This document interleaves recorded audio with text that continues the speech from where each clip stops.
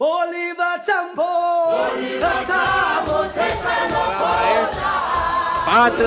o muerte.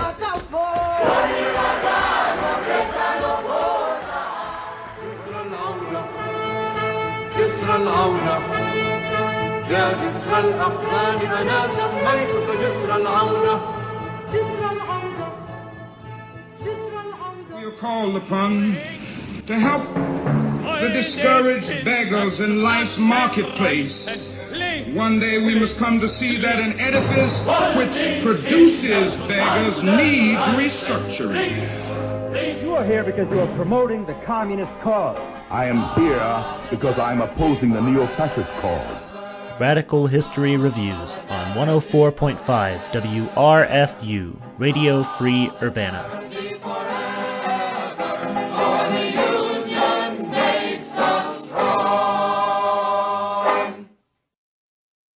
In our globalizing capitalist world, it's important to remember the anti-colonial thinkers who fought for a different kind of globalization, a globalization based on international fraternity, cooperation, and mutualism, rather than greed and exploitation of labor.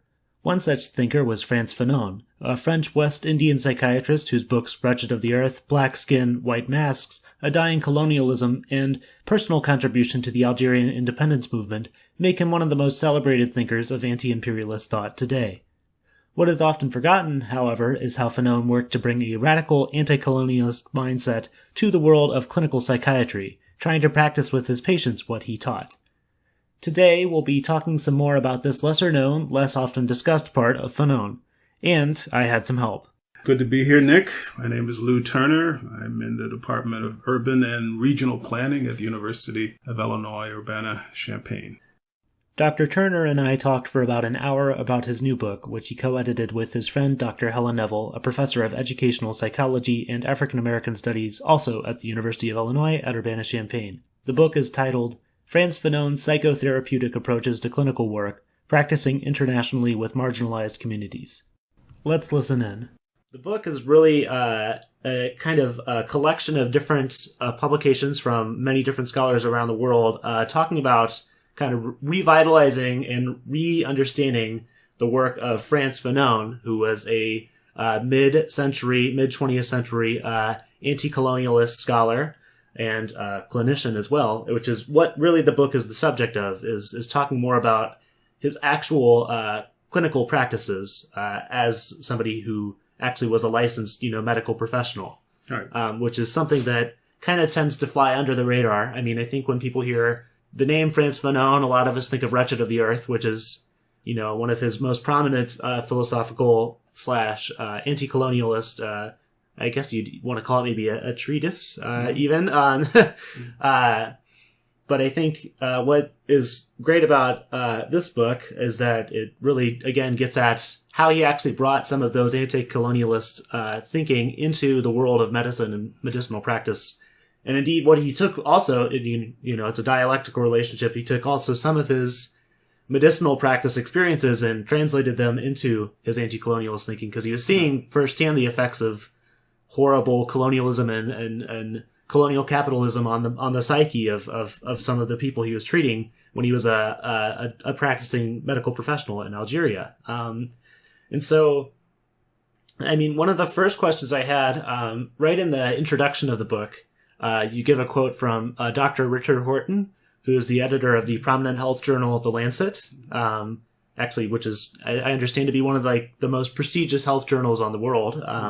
Recently, it endorsed Medicare for All by Bernie Sanders, and he was making a big show of that, I understand it. But in this journal, Dr. Horton called Frantz Fanon the originator of the global health paradigm. And so I just wanted to start off by asking, what does this paradigm mean to you, the global health paradigm, and how is Fanon responsible for helping to produce it? Well, it's a good question, and it's timely now because of the current challenge of the coronavirus, or COVID-19, as a global health concern. And the way people have understood global health as a paradigm of global health movement has often been in the context of various challenges brought on by either natural disasters or political military disasters, or disasters such as HIV/AIDS would be such a one, or Ebola was another one, or the types of displacements of people into refugee camps due to military and political campaigns. So global health has a wide range of concerns, and is, so to speak, a major thing now. And I think Horton was challenging the notion, or not think, he was challenging the notion that global health as a paradigm began with the HIV/AIDS global crisis. And so he was challenging that and actually backdating global health as a paradigm to the 1950s and 60s, and to what he considers the person who issued the first manifestos of global health, which was Frantz Fanon. In other words, Horton believes that it was colonialism that first posed the question of global health and the need for a global health paradigm, and that Fanon was, as a psychiatrist, an administrator, medical administrator and professional, would be the one that was one of the initiators of the global health paradigm that we understand today. So it was a tremendous correction, and it just came out in the Lancet as we were putting the finishing touches on our book, and we just couldn't pass it up.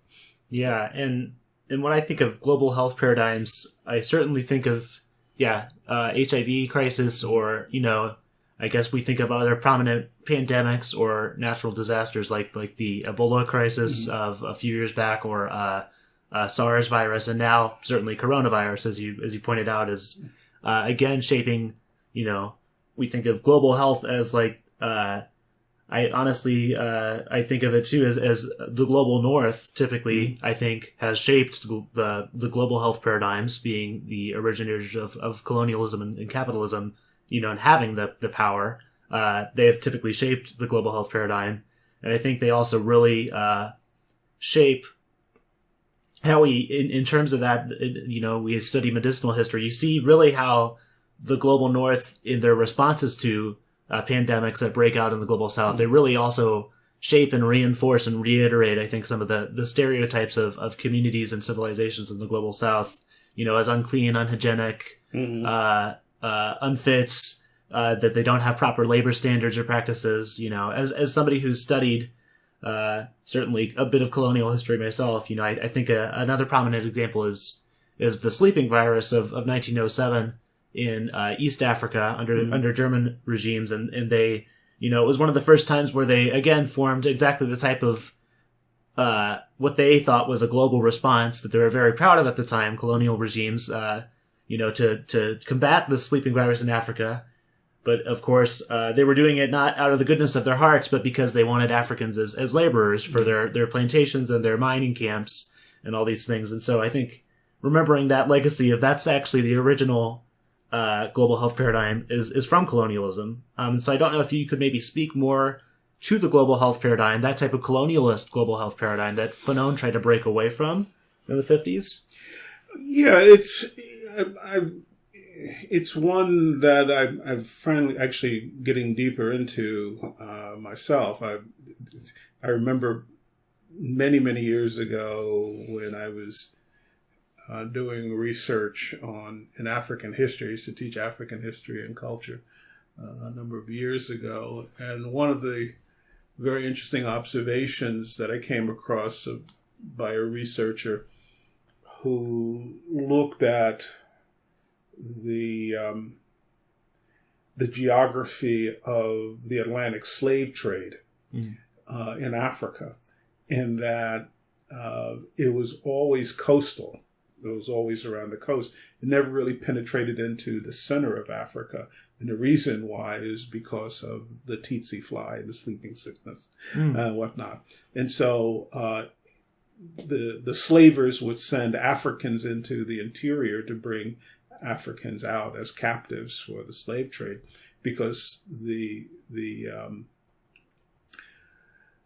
disease zone of the tsetse fly or other kinds of sicknesses kept Europeans on the coast. And so, of course, Africans were susceptible to these things as well, as you mentioned. But that's one aspect of global health. Another one is very interesting. We never got a submission. We tried for this book from a person that does work, kind of a growing area of work around global health. This has to do with the critique of the global health paradigm. And that is how military crises or disasters, natural disasters of various kinds, end up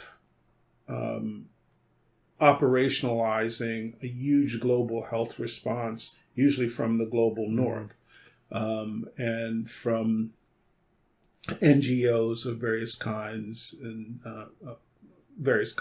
to these disasters. And what ends up happening, according to the people involved in this kind of critique of the global health paradigm, is that they end up pathologizing the communities that they're sent to help. Sure. I mean, you kind of alluded to it as well about how the global north views and continues to view Africans. The same thing happened, by the way, with the earthquake in Haiti. We saw the same kind of pathologizing of Haitians. But the idea, there's also a critique of NGOs' responses, medical NGOs' responses to disaster areas, because of the way in which some of them from the global north pathologize the communities they're sent to help. So there's two sides to it, or a number of sides to it. And so, I'm hearing definitely that, which I think is absolutely true, that while Fanon tried to start or was a part of a movement in the 50s and 60s as decolonization was happening, which he was himself actively involved in, and the Front Libération Nationale in Algeria, helping to decolonize one of the French colonies in North Africa. But that even though he started a movement to fight against this global health paradigm where the global north, think Western Europe and the United States, gets to tell the rest of the world basically what health standards really are or should be, and gets to say what's healthy and what's not, that those colonial mindsets actually still pervade in our health understandings today. I mean, another prominent example I was thinking of is I read a paper a while back about, and hopefully I can cite it when I go home and edit this more properly, but I read a paper about the birth control drug Depo-Provera, and how it was deemed back in the 80s and 90s, they were doing research, and there was during the AIDS crisis, and they thought that part of the problem that HIV was spreading so rapidly in Africa was because the global north, I should say, white Western European scientists thought of the global health community, thought that it was spreading so rapidly because of the old trope of overpopulation, that they didn't have a sense of when to, in the white Western European mindset, they didn't have a sense of how to manage population, which is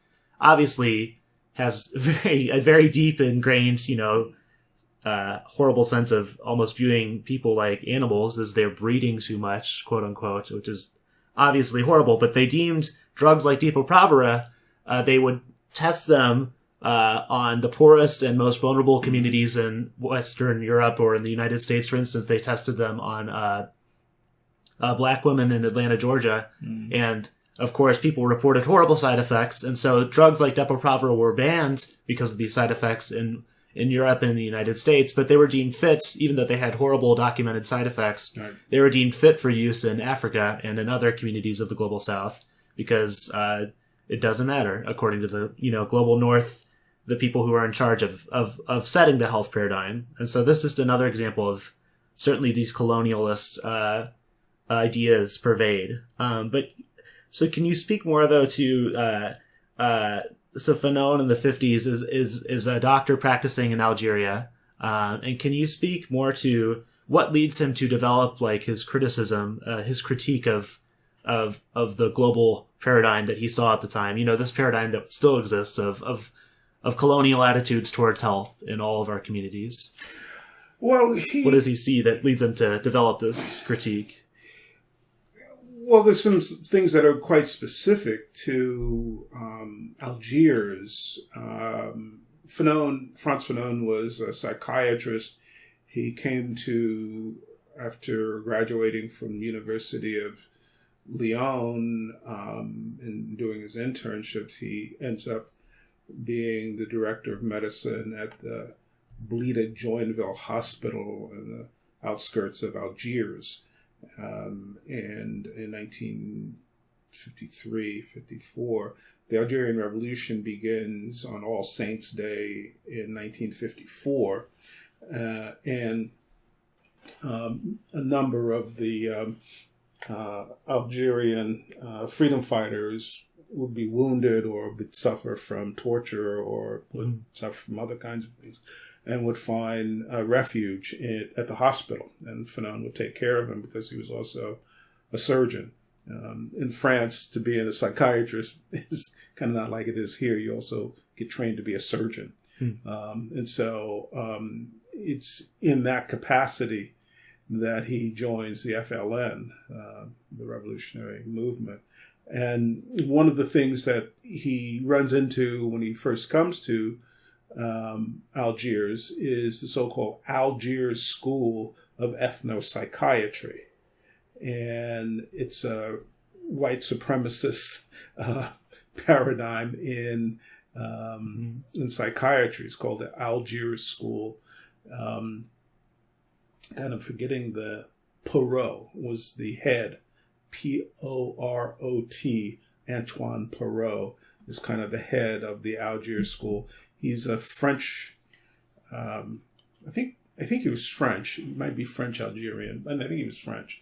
And he and his son pretty much, and others, promote this Algiers School in which they view Algerians as Fanon mentions in Wretched of the Earth, as lacking any kind of cortical function in their brains.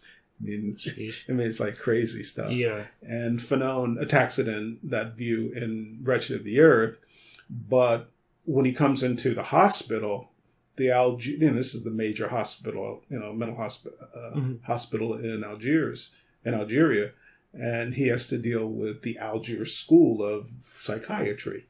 And so a lot of what he did in the first couple of years is to really just deconstruct and critique and tear down that whole framework of mental health care that he ran into.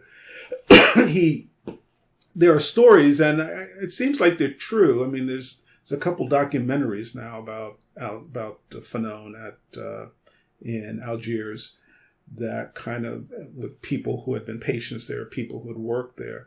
And apparently it is true. I mean, he kind of carries out what seems to be this mythical thing that's associated with Penil, who was the famous French psychiatrist who opened up the prison doors of the asylum, where French patients back in the 18th century were actually imprisoned in jail cells. And he talks about flinging the doors open and letting the patients out of their prisons. And Fanon is thought to have done almost something similar to that. I mean, patients were chained to their beds, all kinds of things like that. They were constantly being restrained in various ways due to various kinds of agitation that he argued came from the environment that the asylum or the hospital represented as a colonial institution. I mean, you can't forget that the hospital that he was the director of was a colonial institution. It was run by the French colonial government. He was a French colonial professional, almost equivalent to a civil servant. And so he had to challenge that in any way that he could. Thus, he saw and used psychiatry politically to make a case that, as against what the French socialist government said at the time, that Algeria is France. Matter of fact, that statement comes infamously from Jacques Mitterrand, who was a later president of France, who was socialist. Fanon, through his work, showed that Algeria is not French. And one of the things I write about in the article that I write for the book is I kind of track Fanon's clinical papers, where he doesn't work on two mental health wards. One is a Muslim men's ward. The other ward is a European women's ward. Yeah. And Fanon actually had been educated in radical therapy called sociotherapy or institutional therapy. And he was taught that in France, around Lyon, by a Spanish psychiatrist by the name of Francois Pasquales, who had fought in the Spanish Civil War. He was a socialist. Was exiled himself, right? Yeah. And so he starts this thing called institutional therapy, in which they essentially try to humanize the asylum, the hospital, the clinic, and make it more social, make it seem less institutional and more like the society in which it's in. And so Fanon took that type of therapy with him to Algiers and applied it in this one case, and it didn't work. Yeah.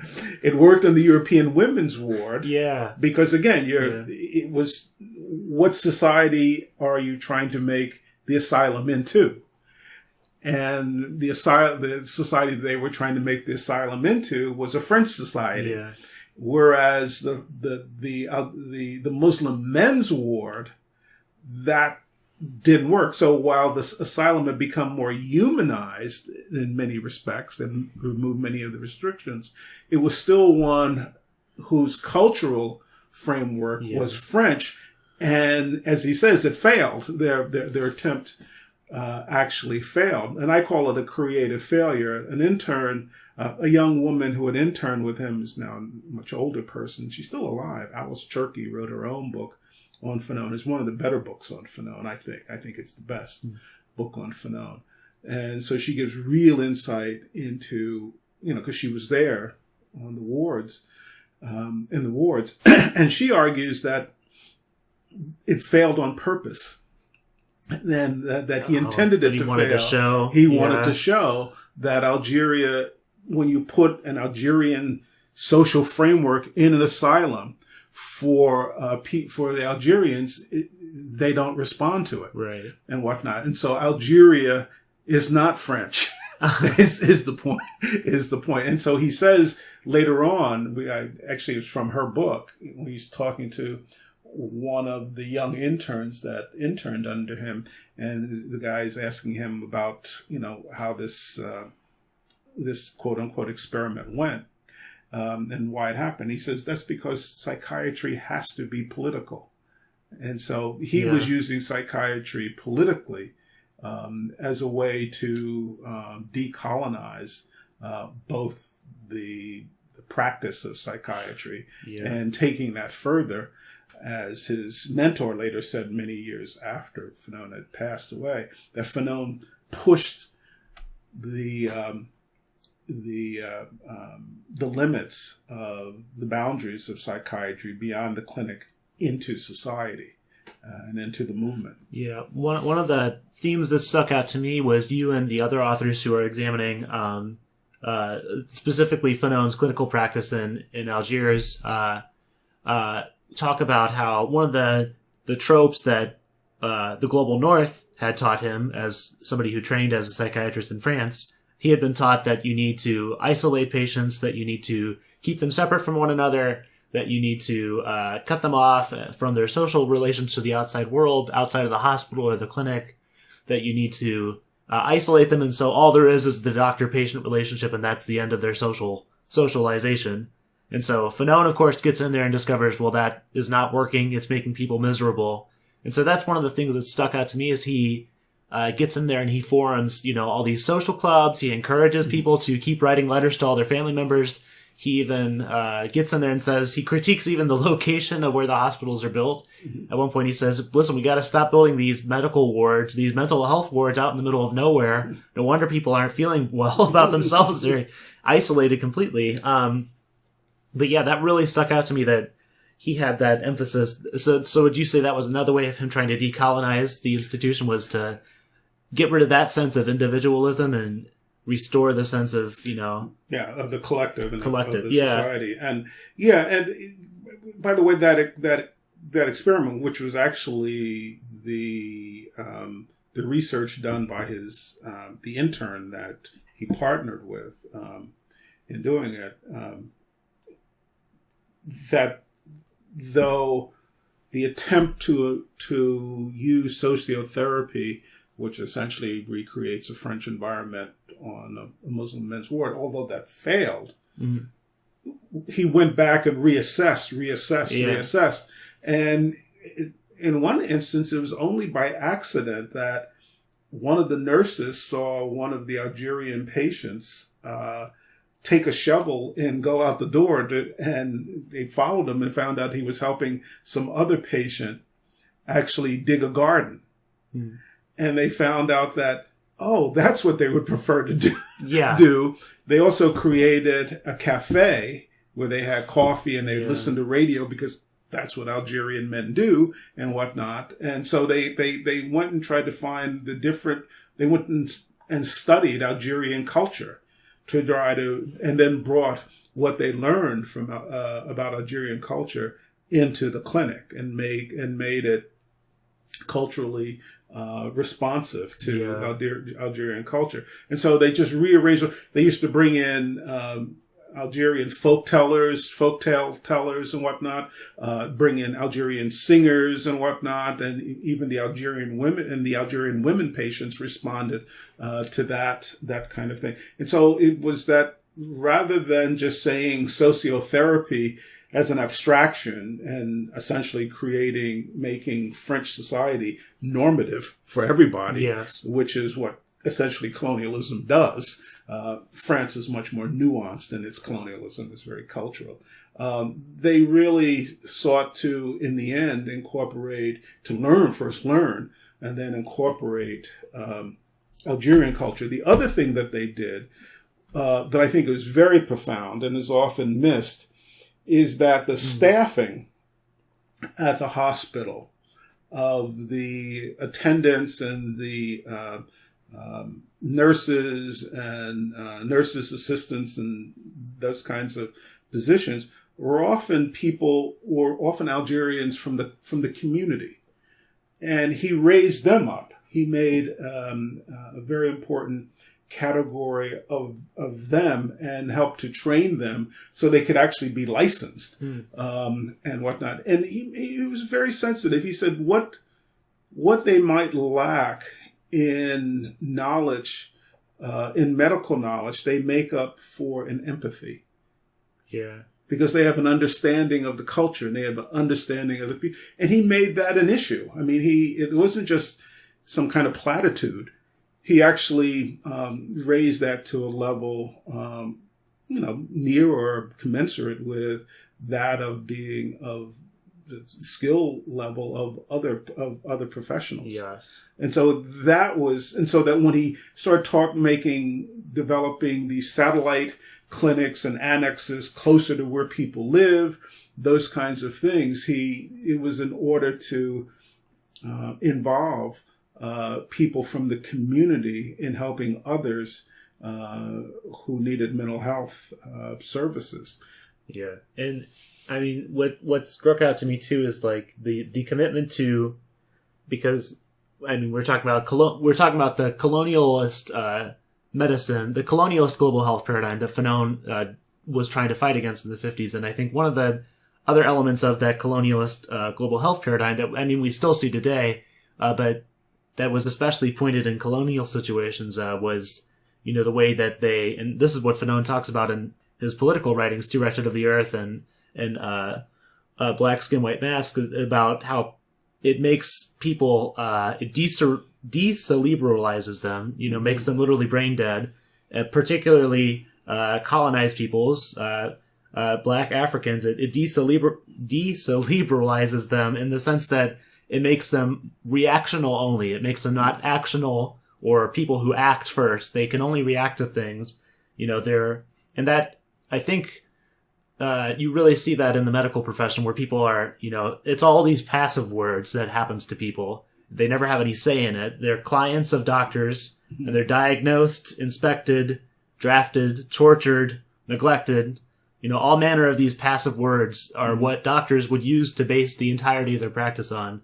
And it's just fascinating to me that Fanon had this different sense of, no, we actually are on the same level in a way with our patients, and we need to, we're all in one society, and we need to be giving them mental confidence in themselves. And I don't know if you can speak more to that too, like the ways in which, especially with Black identities, the ways in which he tried to give people who had been othered by colonialism, a type of self-confidence, again, in a way, through his clinical practices. Does that make sense? It's a roundabout way of asking the question of how did he try and restore, through his clinical practices, the sense of confidence, you talk about an affirmative Black identity rather than this reactional one that the Europeans bestow on people.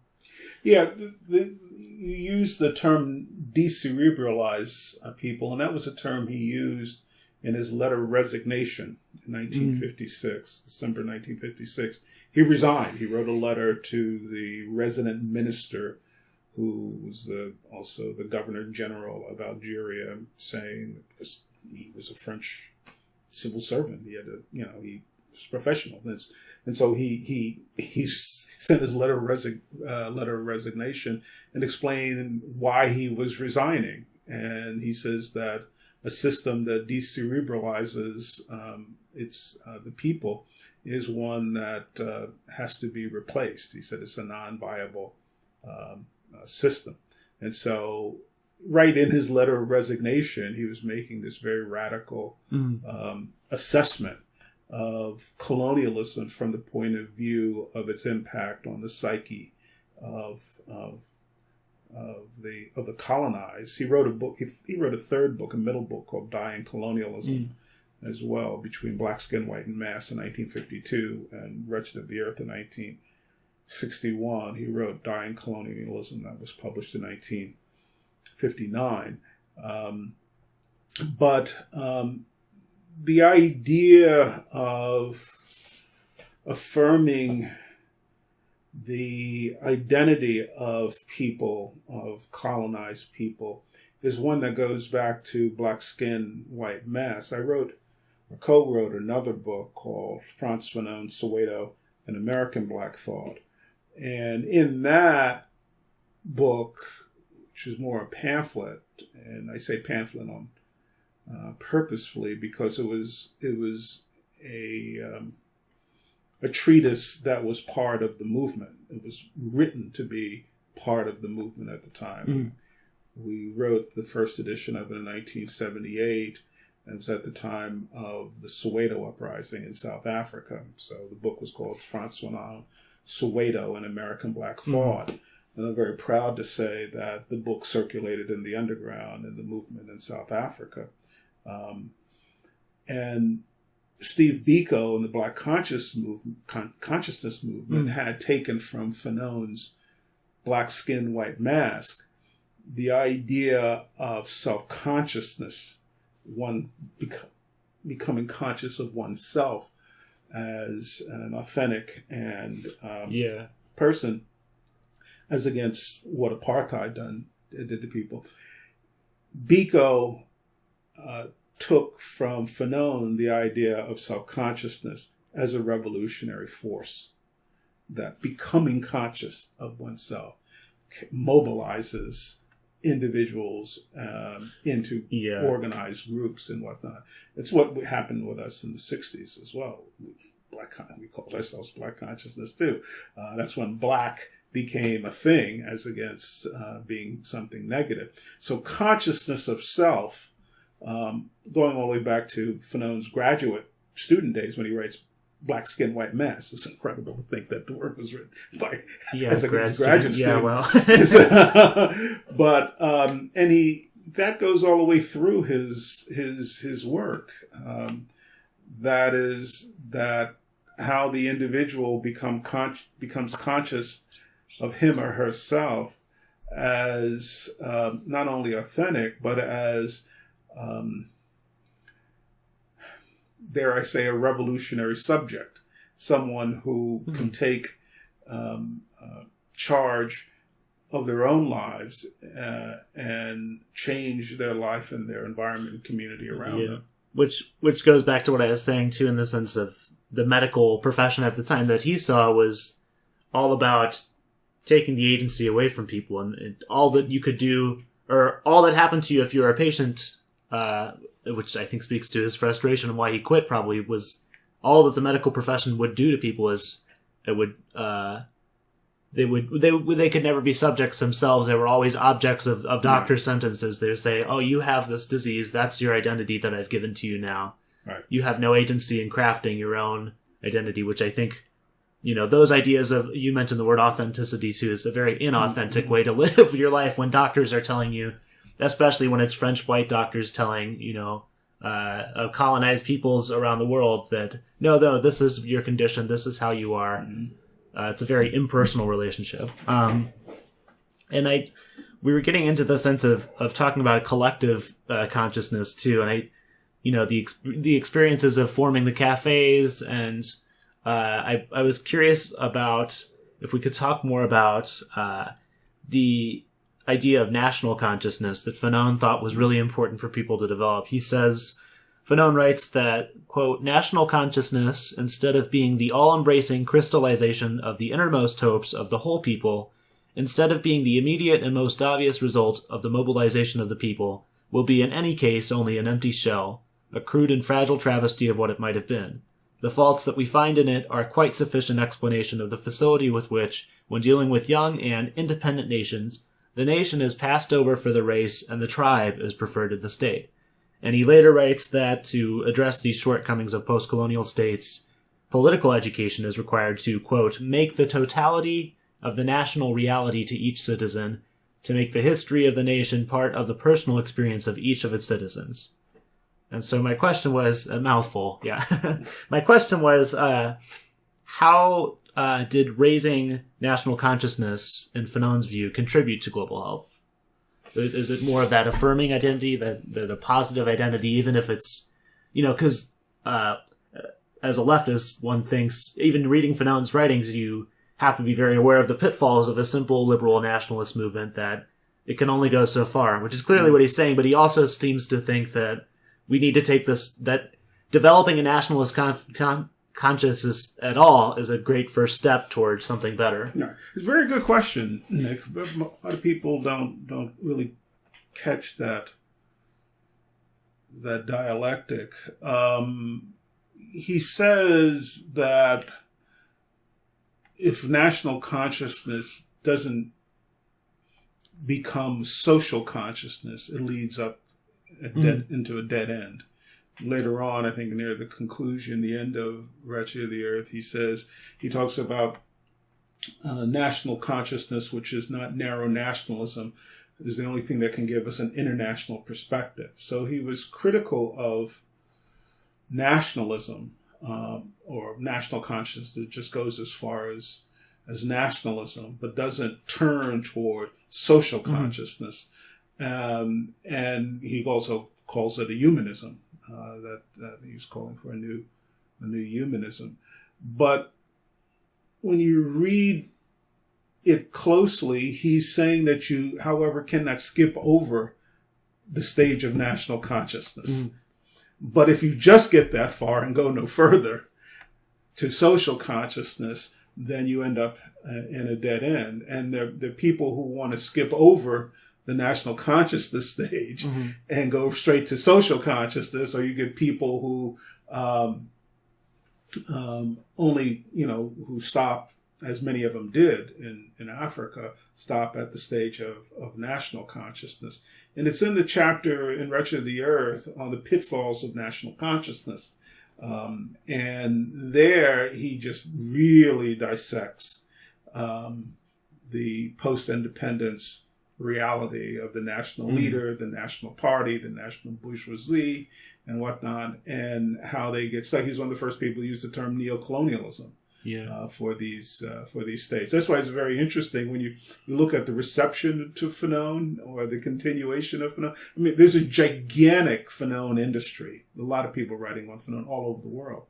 But it's interesting that pretty much at the time that Wretched of the Earth came out, both in Africa and the Caribbean, Fanon was persona non grata in a number of newly independent African states because of the critique that he left at his death, both in the Caribbean and in Africa. And thus the biggest reception to Fanon, the biggest audience for Fanon, was here in the United States in the Black Power movement. I mean, it's interesting to me because it almost seems like, to take a Fanonian analysis of like a modern African state like, say, Kenya, who I think Jomo Kenyatta, to my mind, has always served as one of the chief examples of this type of purely nationalist figure who went, no further into developing a more holistic social consciousness. But like, you can take a modern African state like Kenya and, now they have that conservative party in power under what's the name, Uhuru Kenyatta, and it seems like you would almost the correct way to analyze that situation is to say is what Fanon would say is maybe they never actually achieved a whole national, like they didn't actually have the full national consciousness step. It didn't pervade. He writes that it needs to pervade like the mindset of each individual. Right. And so it's weird. It seems weird to me today, if you go and tell somebody on like a leftist on the street, like, yeah, the problem with a lot of post-colonial states is they didn't go far enough in their nationalist phase. Mm-hmm. It seems like a weird thing to tell people, but it's almost what it seems like Fanon is saying or would say about. No, I think you're right. I mean, every nation is different, but it's easy to say that, well, they didn't get to the stage of social consciousness, but in many cases they never got fully through into the national stage. But the thing, coming back to his psychiatry, in a certain sense, an embryo, he often refers, particularly in Dying Colonialism, and I think, and also in Wretched of the Earth, he would use this expression, the reality of the nation, the new reality of the nation, the reality of the nation. And he's looking at the germination of a new national reality right within the breakup of the old colonial one. Mm. And it manifests itself in all kinds of ways. And I think in his own way, first in Algiers, and later on he goes to Tunis. He had to get out of Dodge. He had to get out of Algiers. Literally, they were coming for him. And so he goes and he moves his practice to Tunis, Tunisia, which had just gotten its independence, and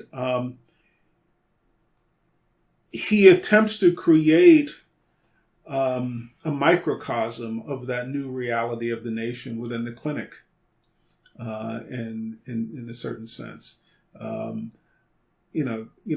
What is the lived experience of people? What does the lived experience of people look like when it is free of colonialism? Can the clinic be an institution or an instrument of decolonization or decolonized space and whatnot? Yeah. And I think in a certain sense that was what he was doing in microcosm. Now he had larger projects in terms of actual national development, particularly economic development, which is frankly no one writes about in looking at Wretched of the Earth or some of his other work. But his brother, Joby, his older brother, who wrote a nice memoir about him, was an agronomist on the island of Martinique, where they're from. So he had all kinds of ideas about economic development.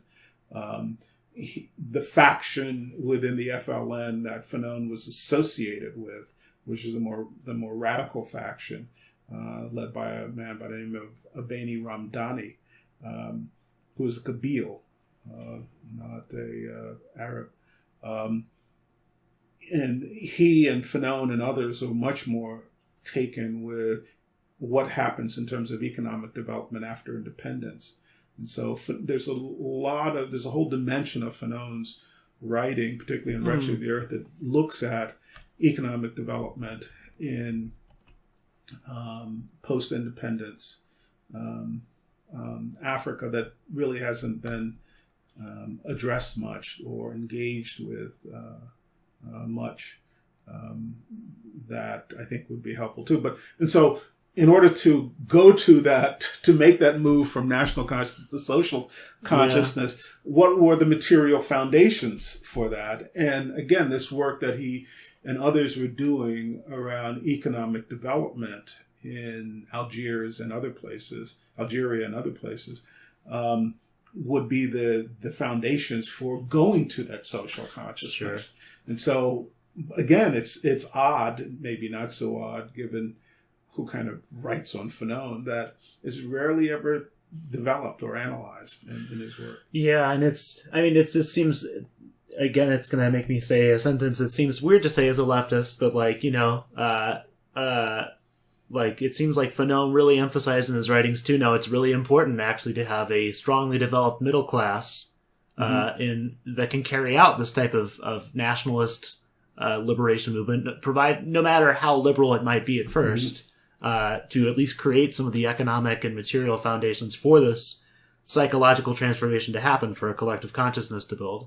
Well, it's he was scathing in his critique of the national middle class. Yes, but to be sure, he used pretty strong language, but he really thought that the basis of development would be the peasantry in the rural areas. Because you're in Africa.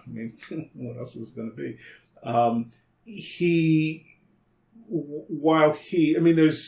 get into some interesting areas in looking at what Fanon actually said versus what people perceived him to say. Many in the United States in the Black Power movement, particularly the Panthers, the Black Panther Party, it's almost as if they read Wretched of the Earth and they hadn't gotten beyond the first chapter on violence. And so there was I guess it wasn't much of a debate back then. It has since become a debate about the Panthers taking from Fanon the notion of the lumpen proletariat's role in the revolution, because that's one of the things they're said to have taken. And so there's a lot of reassessment of that going on. But no, the idea of social, economic, and political development that he deals with in Pitfalls of National Consciousness, Chapter 3 of Wretched of the Earth, is where a lot of countries in Africa still are to this day. They really excuse me, they really haven't gotten beyond that moment. Unfortunately. Yeah. To kind of close things out, can I ask, you've been studying Fanon clearly for decades at this point. Do you have a certain is there something about Fanon's story and his writings that resonate with you very personally, that have led you to study him for so long? Are there any personal stories that you really remember distinctly his writing just impacted you, or it hit you right at the right time in the right place, and that's why you've kept studying for so long? Or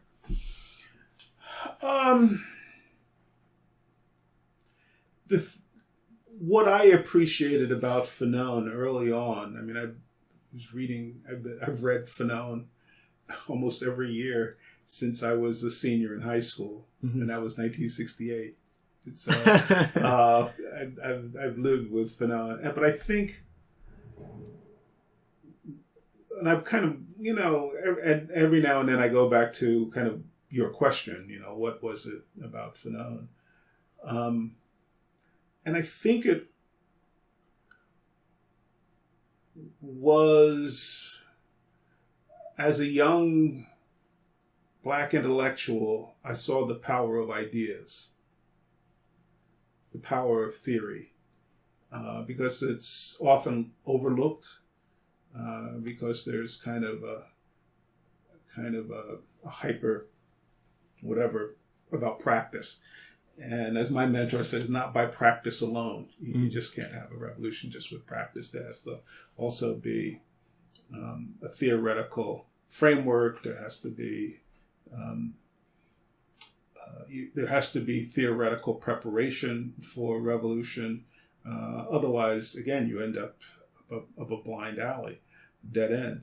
And so I saw in Fanon someone who saw the power of ideas, or what Marx in the preface to the first edition of Capital called the power of abstraction, which is, I always love that. He says that that physical scientists have microscopes and telescopes and all kinds of instruments, but social scientists, the instruments we have are ideas, the power of abstraction.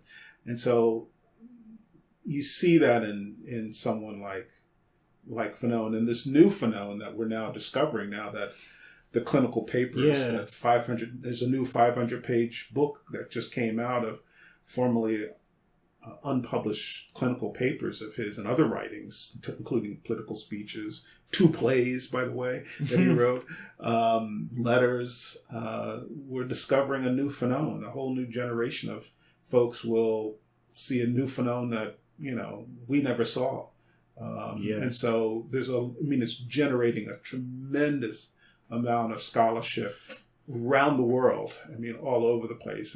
We tried to get a scholar from the West Bank to write for our book. Unfortunately, he couldn't because he had some family issues at the time, personal issues. But we're still in touch with him. We mention him. There is a Frantz Fanon University in Somaliland, in the northern border of Somalia. Hussein Bulhan is the founder of it. He's one of the few people who's written a book on Fanon psychotherapy.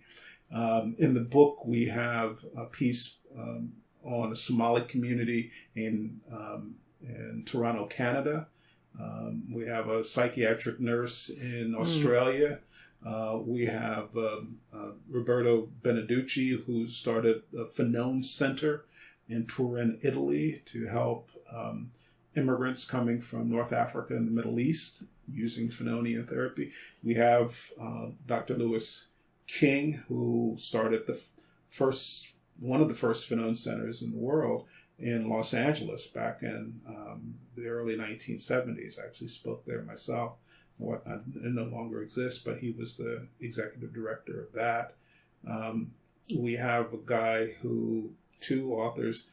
Principal author is the director of the NYU Bellevue Torture Survivors Center, and dealing with torture survivors of torture.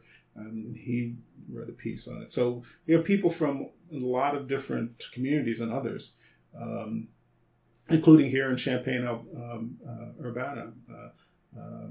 Imani Bazell, who had a radio station here in Champaign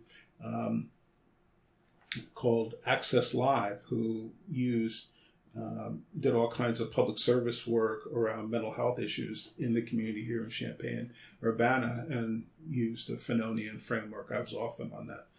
And Helen Neville, my co-editor, and I were often on that radio program talking about mental health issues, particularly around, at the time of police shootings of young Black men, both in this community and other communities, and how Black communities were dealing with the trauma of police violence and brutality. So we try to get a good cross-section of people who are doing work using a Fanonian framework to do that work. That's what we want. And it's a book like this has never been done before. I mean, everybody kind of does a kind of discursive, including myself, in the past, a kind of discursive reading of Fanon. Everything is discursive now.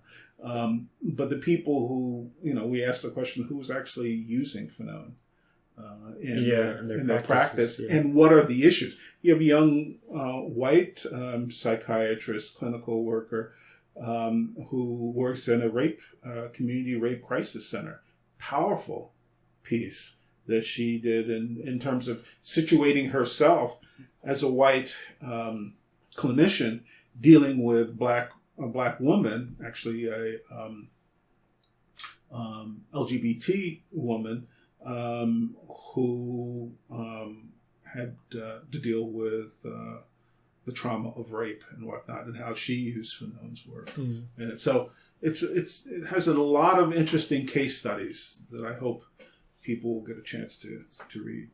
Well, Lou Turner, thank you so much. The book, again, is Explorations in Mental Health, Frantz Fanon's Psychotherapeutic Approaches to Clinical Work, Practicing Internationally with Marginalized Communities, as edited by yourself, Lou Turner, and Helen Neville. So thank you so much for being on Radical History Reviews. Thank you, Nick, for having me. Always a pleasure to get to speak with my friend, Dr. Lou Turner. Again, his book is Frantz Fanon's Psychotherapeutic Approaches to Clinical Work, Practicing Internationally with Marginalized Communities, which he co-authored with Dr. Helen Neville, who is also at the University of Illinois at Urbana-Champaign. I hope you're all able to check out the book. Thanks for listening.